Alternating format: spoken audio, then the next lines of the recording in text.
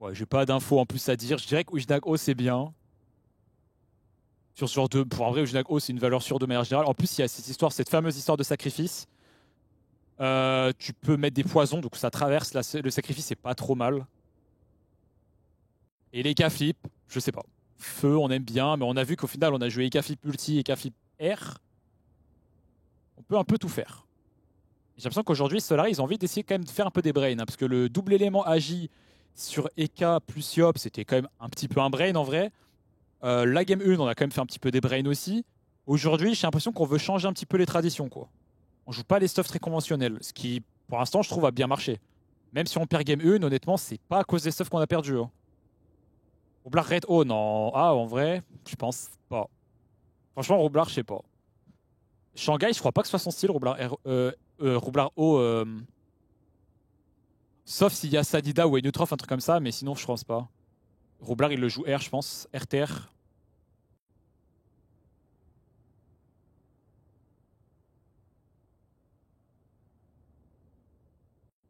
La game commence à 20h26.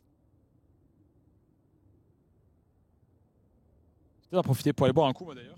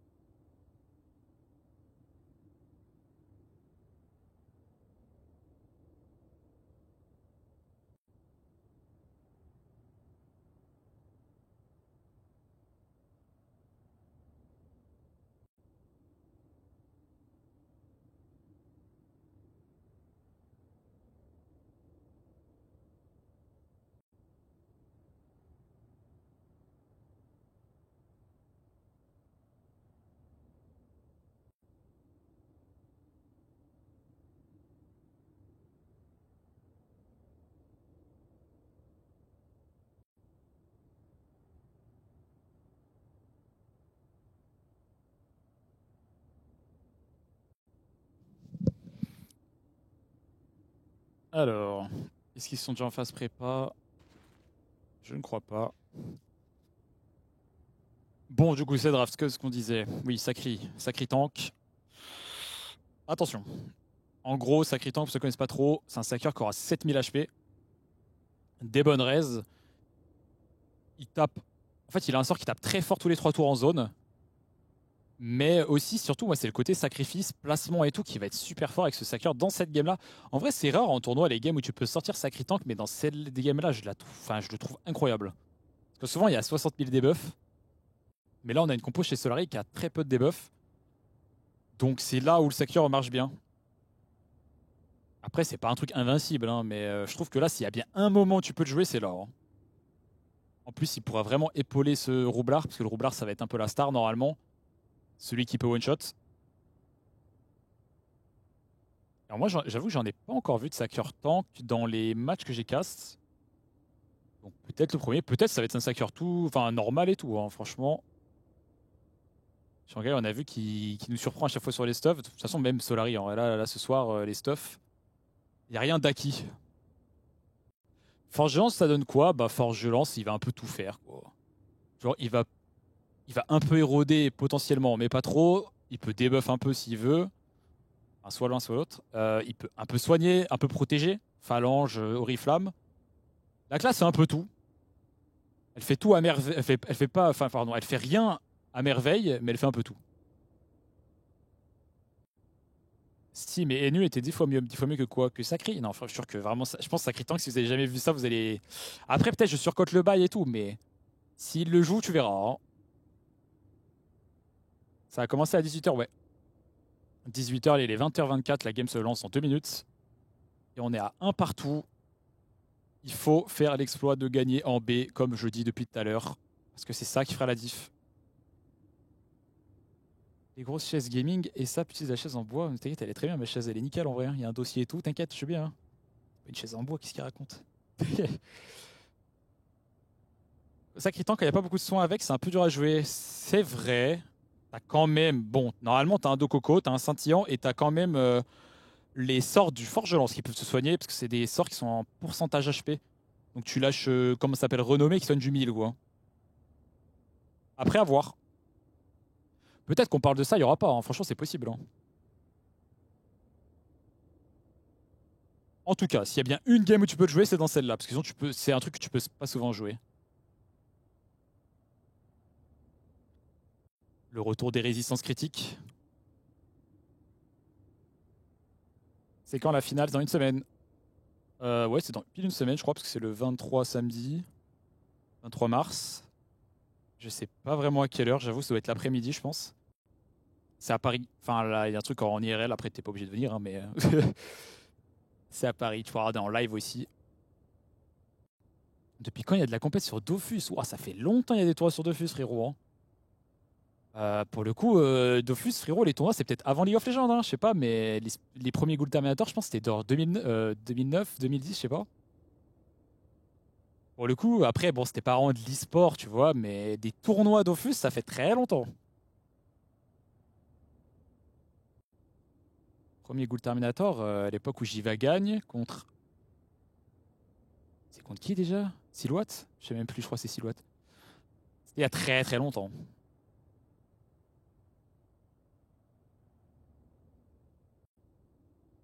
Non, c'était pas Joel. Joel, ils vont pas en finale. Joel, il gagne jamais. Ça a pas lancé, non. Pas encore. Là, ils viennent d'être en préparation maintenant. Je vais vous montrer la scène, ne vous inquiétez pas, vous ratez rien. Hein. T'inquiète pas, là, on est sur la map. Là, ils viennent de lancer le défi. Hop, nickel. C'est parti, Cookie sur son Osa. C'est un main Osa. C'est le moment de prouver. Si t'avais une cam comme ça sur ton stream. Ouais, non, mais là, leur cam, elle est insane. Moi, j'ai pas ça. Ouais, j'y vais à mes mains push, quoi, c'est ça. Joel, il gagne pas. Hein.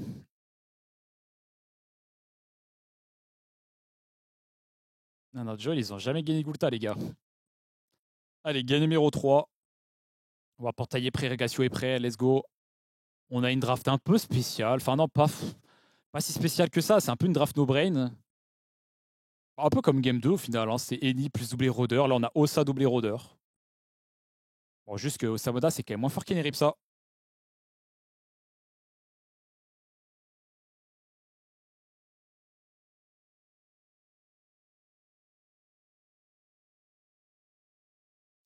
Et côté Shanghai, côté Polia.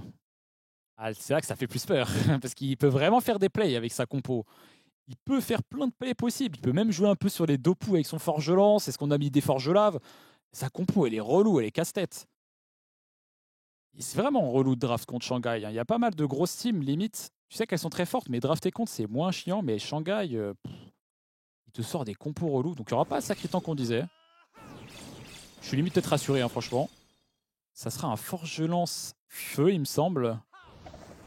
Il y a un Roublard R. Roublard R, on en parlait quand même. Hein. Et notre Osa, il est quoi? Notre Osa, il est agi.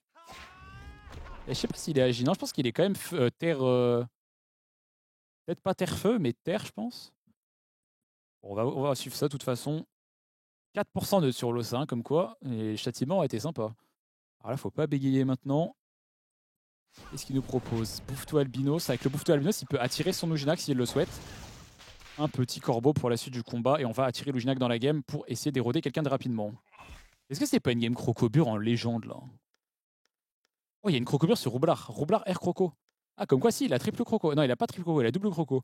J'en parlais de cette Croco. Mais même nous, on aurait dû jouer ça. Hein. Nos trolls, hein. Même nous, on aurait dû jouer Crocobure en Y. Double Crocobure, une sur Sacré, une sur Roublard. Très bien. On va donner les PA à son équipe. Ça va cogner des deux côtés. Hein. Et on va essayer d'éroder directement La zone avec Deck Boomerang, waouh, c'est bon, ça m'a déjà saoulé. La zone érosion, on va pouvoir répondre sur l'érosion avec le roublard. Il est quoi notre rougi? Il est R, je crois. Ok, il a que 30 R. Il n'y a pas les écrites cette fois-ci. Oh, la zone héros, elle donne mal au crâne. On va se débuff l'érosion sur Luginac, c'est pas mal. Et on va répondre avec gangrène. En plus, l'érosion sur nos doubles érodeurs là. Waouh, et FF1. Non, ça fait pas. Ah, c'est un Uginacter, pardon. Ah, j'aurais préféré que ce soit R au final. Après, Uginacter, ça tank plus. Ah, mais c'est nous qui aurions dû jouer Crocobure là. Et j'ai l'impression, ouais, la compo de Shanghai me terrifie. J'ai l'impression qu'il y a trop de dégâts. Alors, le Sacker qui va pouvoir poser son Dofus Eben sur le front de l'Eka Flip, hein, logiquement. Avec Fulgurance. Ça, on a des bonnes raises, mais bon. Quoi qu'on a des bonnes raises, on a des bonnes raises, bah pas tant que ça finalement. Regardez-moi ça. On a beaucoup de raises haut, mais les raises R et les raises feu, c'est là où on a le moins. Alors qu'en face, il joue quoi? Il joue R et feu. Donc, on n'a pas des si bonnes raises que ça. Après, on a des raises mêlées, ça c'est bien. Ouais, c'est compliqué, hein. Alors, que fait Ward Portillon? Ah, les Cafip qui se fait attirer la tour 1, ça met vraiment pas au max, hein. Parce que si c'était que Lugina qui prenait les dégâts, c'était ok, hein. Allez, feulement, il se soigne un petit peu avec l'état proie. On recule, on met bonne étoile, ok. Le Forgelance qui joue feu mêlé. On va Valkyrie directement sur le roublard parce qu'on le focus, c'est normal. Ah ouais, on va pas se mentir, le début de game, il est pas très bien parti, hein, ça je vais pas te mentir. La zone d'Agbourang, elle coûte cher. Et on va aller taper sur Stekaflip, hein, je pense. Là, on récupère la lance, on y va. Hein. Ils vont pas le lâcher, Stekaflip, parce qu'en plus, il s'est pas fait des buffs, lui. Le Ginac, il aura la belle vie, mais les Caflip, il a pas envie de jouer la game. Hein. Il y a tout le monde qui a mis des pre dans cette game, ok. C'est quoi, ça met un dragon rouge pour débuff l'érosion? Je crois que oui. Hein. Ça a l'air de ce que j'ai dit, hein. Je crois que c'est un Osa Terre-Feu. Hein. Faudrait que les Ikaflip ils aient un sort d'auto-debuff aussi comme Ojinac en fait. Ok, là on va essayer de mettre des bouffetous. Les bouffetous qui peuvent un petit peu entraver le roublard. Bon, par contre, le roublard il va pas jouer sur le gameplay bombe. Hein. Ça sera vraiment un roublard qui veut juste spammer l'érosion. Et il jouera pas du tout sur le gameplay genre bombe one shot. Je pense qu'il va quasiment laisser traîner aucune bombe. Donc il n'y aura pas de surprise de one shot dans la game quoi. Ça va juste être une game un peu plus conventionnelle. Plus classique. On a des buffs l'érosion. Le roublard était érodé hein, quand même je crois. Ouais.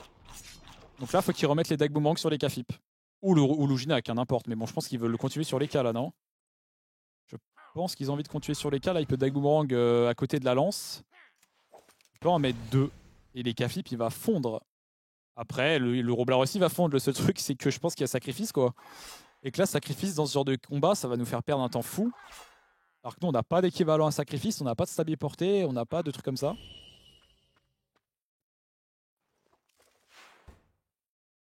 Lugina K8 PM, il peut aller choper la cible. De toute façon, il a pas le choix, faut pas le lâcher. Mais tu sais qu'on aurait dû jouer Crocobure comme lui. Hein. Non, en vrai, je sais pas. Je sais pas. Bon, en tout cas, pas sur les Cafip, je pense, mais. Faudrait revoir le tour 1 là. Pourquoi on se prend ce dag boomerang sur les Cafip? C'est juste parce qu'il fait aimantation? C'est parce qu'on a attiré Luginac?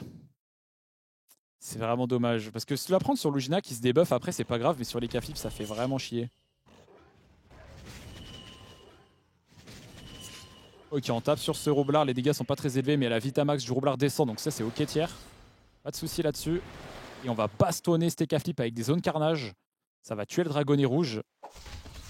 Et c'est là où on va avoir du mal à être efficace avec le Samoda, c'est que le dragonnet va toujours mourir. Hein. Il faudra essayer de contre-coup le plus tard possible, hein, si possible. Parce que si on le met trop tôt, ça va servir un peu à rien. Et voilà, le sacrifice. Ça, c'est très relou. On n'a pas plus... Franchement, s'il fallait juste qu'on ait un debuff de plus, quoi. Sinon, c'est quoi les bails? On tape en zone, on essaye de tuer le sacri, mais... Il n'y a pas vraiment de zone, là, pour l'instant. Hein. C'est compliqué. Le fait que ces Caflips prennent les Dagbourang du tour 1, là, ça fait vraiment, vraiment cher. C'est quoi l'histoire? Alors, on change de focus. Ça me paraît un peu injouable de changer de focus. Faut juste essayer de temporiser et de debuff avec l'Ossa.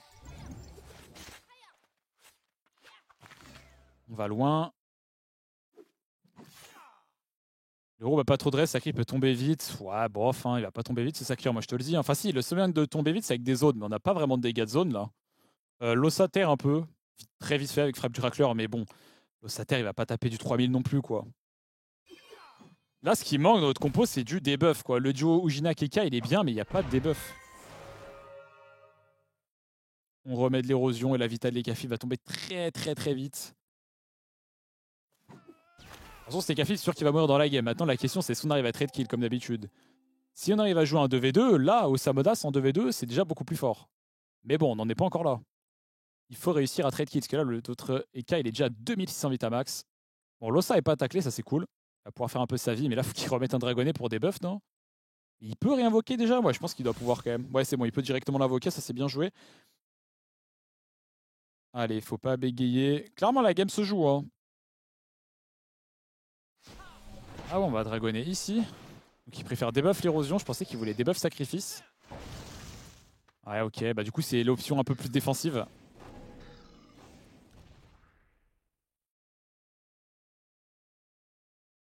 Il est quel élément le forge de lance? Il est feu. Forge de lance feu, sacri air, roubla air, Ujinac terre et feu. Ossater feu. Bon, j'ai tout dit les éléments rapidement. Très bien. Bon, par contre, j'avoue qu'une fois qu'il n'y a plus de sacrifice, la compo roublard peut tomber très vite. Mais bon, est-ce qu'on sera encore vivant d'ici là? C'est ça la question.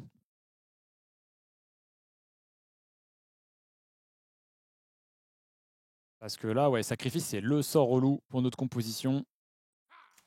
Alors, qu'est-ce qu'il va nous faire là-dessus? L'entourloupe d'utiliser, il va faire exploser ses bombes sûrement, vu que ça tape les deux, c'est complètement rentable. Et il va continuer de mettre cette pression avec mitraille hein, sur le dragonnet, là, ça tombe plutôt bien. Il peut mitraille x2. Voilà, mitraille une fois, mitraille normalement deux fois, et peut-être... Bah, Roublardise, en vrai, il n'est pas obligé, hein, vu qu'il est sacrifice.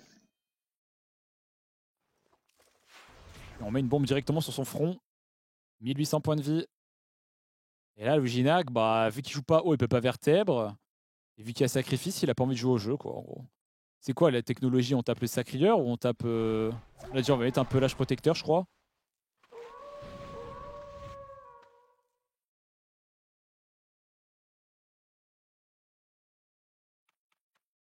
Affection. Il peut pas affection, ouais, ok, il va pelage quand même. Après, c'est pas du troll de jouer full défensif pendant qu'il y a le sacrifice, hein, clairement. Parce que de toute façon, bah, ils ont pas vraiment grand chose à taper là. Il a des bonnes restes, sacrieur en plus. Ah oui, il a que 18 R. Et tu vois, ces genres de sacrifices de fou là qu'il a fait, là, 18 R, 30 R. Si on avait. Parce qu'on aurait pu jouer, on aurait pu refaire comme tout à l'heure avec EKR. Moi, je pense qu'on aurait dû faire ce genre de conneries. Hein, genre EKR Croco et des trucs comme ça. Parce que quitte à crever vite, autant taper encore plus fort. Bah là, je crois que ça va être le moment où il faut contre-coup, il n'y a plus vraiment le choix. Hein. Si les K-Flip étaient érodés par Crépuscule. Donc sa Vitamax, ça continue à descendre. Et de toute façon, une fois que tu as mis ton adversaire à 2000 Vitamax, il est en range de kill. Tu vois ce que je veux dire? Genre, ça y est, il peut mourir une fois qu'il est à 2000 Vita, tu fais un full tour, il meurt. Alors que nous, le roublard, il est à 3000 et quelques, ouais, 3200. On est obligé de contre-coup, carrément, on est obligé de contre-coup chance des cas. Ça aurait été bien de pas faire les deux en même temps quand même, mais je crois qu'il a pas le choix. Hein. Les deux en même temps, ça fait mal au crâne un peu. Est-ce qu'il fallait pas juste juste chance des cas ou juste contre-coup, ça donne quoi? Je pense que ça se trouve, c'est même pas assez, il a raison. Bon, est-ce que notre Rossa peut redebuff ou pas? Ça se trouve, il peut même pas redebuff. Parce que là, faut qu'il debuff sacrifice cette fois.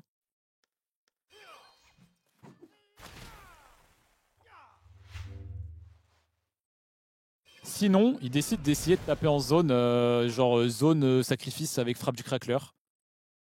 À voir. Mais le problème, c'est que Lujac tape pas en zone, justement. Parce que s'il tapait lui aussi en zone, il y avait un truc à faire. Mais là, ah, il va tenter la zone comme on a dit. Le problème, ça tape 350, quoi. C'est pas non plus des dégâts incroyables. Ouais, mais l'EK est érodé par le Forgelance le tour d'après. Là, bah là, maintenant, il l'a plus parce que le Forgelance, ça joue son tour. Mais avant le tour du Forgelance, il l'avait plus. Ah, il l'avait, pardon. Ok, frappe du crack, frappe du crack. On va mettre un bouffe tout châtain qui tape en zone. En plus, avec les trucs, ça nous hint. Il peut même pas taper les deux. Il va pesanter roue, peut-être. Réduire ses dégâts, je sais pas. Mais en vrai, ça sert à rien de réduire maintenant, parce que là, faut taper. Là, en fait, chance des cas contre coup, le mettre les deux en même temps, ça veut dire que ce tour-là, on peut jouer offensif et qu'on n'est pas obligé de se protéger. Donc, bon, Tu vois, la réduire ses dégâts maintenant, en vrai, c'est même pas obligatoire. Ce qu'il voulait faire, c'est taper en zone avec le châtain. Le problème, c'est qu'il y a riposte qui a int. Riposte a juste int, en fait. Bon, quand même, le sacré est mal, les gars. Hein. Sacré est mal. Tant pis, la zone d'Angbang. Là, ils ont raison. Cela, il faut tenter un all-in. Donc, sacré est mal, faut tenter.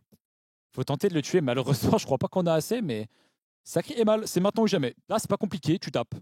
T'as que ça. Tu full tap. Ah, si seulement on avait la zone châtain, il y avait un truc à faire. Hein. La zone châtain nous aurait mis trop bien. Mais je crois pas qu'on ait les dégâts.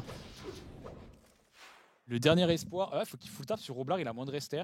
Puis il n'y a pas le passif. Eh, franchement, réfléchis même pas. Full tap Roblar. Il n'y a pas d'autres réflexions à avoir. Molos. Après, tu mets genre Cerbère ou je sais pas quoi. Et tu pries pour que le sacreur meure. Il n'y a pas d'ivoire vu que. Comment ça s'appelle il y a le sacrifice.